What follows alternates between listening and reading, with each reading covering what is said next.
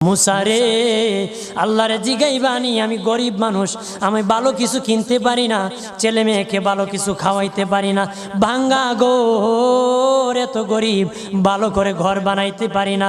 আল্লাহরে জিগাইবানি কি করলে আমার উন্নতি হবে, ধনী হব, টাকা পয়সা হবে। আল্লাহরে জিগাইবানি।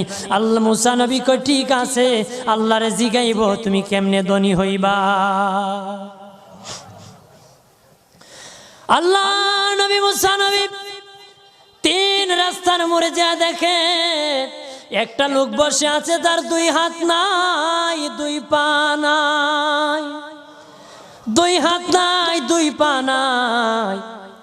ওই লোক ডাক দিয়া কয়, মুসা রে, জীবনে কোনোদিন নিজে হাঁটতে পারি নাই, নিজ হাতে খেতে পারি নাই, কেউ খাওয়াইলে খাই, নতুবা উপবাস থাকি, বৃষ্টি আসলে ভিজি, সেখানে